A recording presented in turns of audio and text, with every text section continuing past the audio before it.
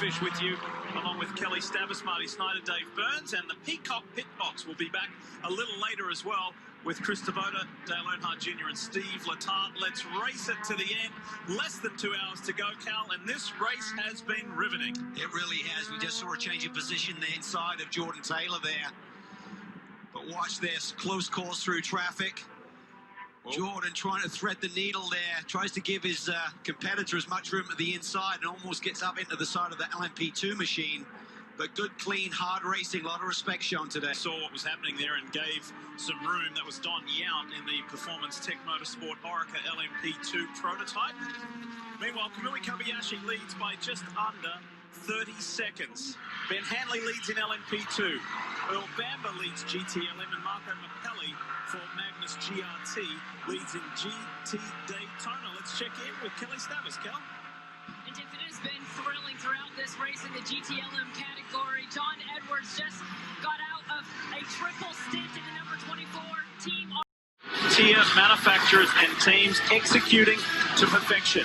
Now we're getting close. Hour 19, it wasn't good for the Riley Mercedes AMG. Big drama there for Felipe Fraga, the Brazilian driver, into the brake zone. What it was a big break for the 10 car.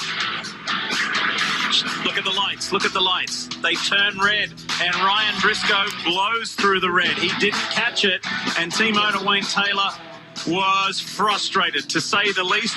Ryan Briscoe had to serve a stop and hold for 60 seconds. He lost the lead and lost the lead lap. There you see it. Lodgebell swings by there in the Mustang sampling Cadillac, puts him a lap down, but then they caught a break with a yellow, got back on that lead lap. This was a scary moment for the all-female entry. The Gear Grasser Lamborghini. Watch out quickly, the flames engulf the cockpit. Christina Nielsen, two-time IMSA champion, jumps out. They would see no further action after that fire, but this is a great battle. And this was only about half an hour ago between the 912 and the 24, and that continues to this very moment between Earl Bamber in that 912 Porsche and Jesse Krohn in the 24 Team RLL BMW.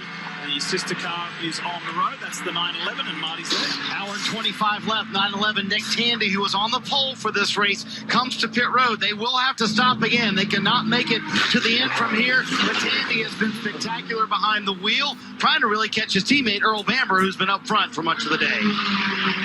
Brand new, for those of you just joining us, brand new Porsche 911 RSR 19 for this 2020 racing season, and it has come out of the box flying. And they're splitting the strategies. You can see the LED sign there, 22 seconds. That's way short of a full fuel load. So with two really fast race cars in the fight here this afternoon, Porsche are able to split their strategies, pit Tandy a little bit sooner. If they catch a yellow, they'll be in great shape. They should cycle to the front. But we haven't seen many yellows here today, Lee. It's been a very clean race. We anticipated that with the quality of the field, the depth of the competition.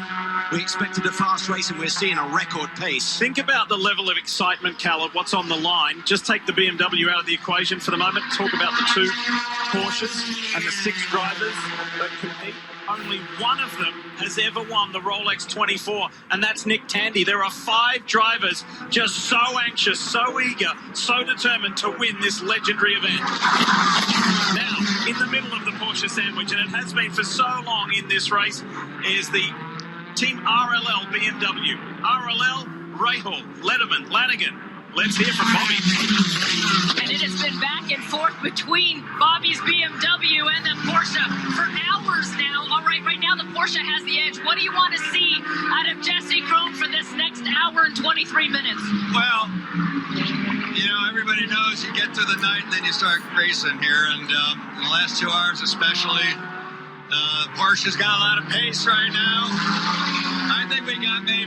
I think it's pretty equal, as we can see on the track right now. So it's going to be an interesting pit stop's going to be important, and especially the outlap on cold tires. That's going to be key. So it's going to come down to the last couple laps, I think. Your team won this event last year, although that wasn't. We see a big moment there for the Risi Ferrari. Hey, good luck looking for back-to-back wins here in the Rolex 24. Good luck to you, Bobby. Nice. Thank you. What a shame. James Collado behind the wheel of the Risi Competizione Ferrari, running 4th and on the lead lap, rear right tyre issue. Coming off of Le Mans, let's take a look and see how this develops. Into the brake zone. You can see it explodes going down the back straightaway. Collado just slows it way down. Great car control there just to keep that Ferrari on the lane. They've been quick this weekend, but not quite the race-leading edge that the BMW and the Porsche seem to have. So I think that debris, we'll wait and see, but that debris may have conveniently flown far enough off the racing line that they may just be a local yellow or may not be a yellow at all. We would like to introduce you to the Peacock Pit Box if you're just joining us here on NBC. Chris Devotis. Great team, as you mentioned, Townsend. That lineup is tough to beat. For this man, Jesse Krohn, the Finn, flashing his headlights, just trying to clear the traffic with under 3 minutes to go. What a great performance this team has put together here. You see that plaid design on the Porsche there for Pfaff Motorsports. That car, that team started so strong, and you would have said they were the favourites in GTD, your class, Townsend. No question. From practice one, we pointed to that number 9 Pfaff Porsche and said that's the car. I mean, Porsche's been strong all day. Ironically, you don't see a Porsche in the top 3 in GTD. It's number 16 right now that's carrying the flag, but the 9 car really has been the front runner of the bunch, and they had some unfortunate issues. Kamui Kobayashi has been told by the team, when you come around next time through the tri-oval here, you will see the white flag displayed as he goes by the GT Le Mans leader, Jesse Krohn, and that was close. Yeah, you know, if I'm Wayne Taylor, I said it earlier, he didn't seem to be particularly anxious at any moment, but man, I don't know if it's our NBC cameras on board there or what, but that looked like maybe 6 inches to the BMW. All he needs to do is run out of gas or have some technical issue and check up, and that's going to really put some serious damage on the diffuser of that Cadillac. I want to share a story with you from yesterday morning. Calvin and I grabbed Wayne Taylor long before the race started and said, tell us about your second year with Kobayashi. And this big grin came across Wayne's face. He said, let me tell you about this guy. He's quiet, but funny when he wants to be. He's low fuss, low maintenance, but boy, when he gets behind the wheel of this car, look out. And he said, I'm not taking anything away from my other 3 drivers as he begins his final 3.5 miles. He said, but boy, can he hustle this car around this track. He is fast. He put him in the car the other night. First lap out, he went to the top of the time sheets and just blew everyone away. He is Mr. Excitement and certainly a great fit with this team. And he's about to keep a 100% record as far as his career at the Rolex 24 at Daytona. As for his teammates, Ryan Briscoe has had a couple of class wins here before, but Briscoe is on the verge of his first overall win. For Ringer van der Zande, who did a terrific job like Ryan Briscoe, he's set for his second overall victory, just like Kobayashi, in successive years. And how about one of the most famous racers ever, Scott Dixon, an Indy 500 winner and a 5-time IndyCar champion, second only to A.J. Foyt in IndyCar racing history. Scott Dixon is about to join the likes of Brian Redman, Derek Bell, Juan Pablo Montoya and Christian Fittipaldi and others as a 3-time Rolex 24 overall winner.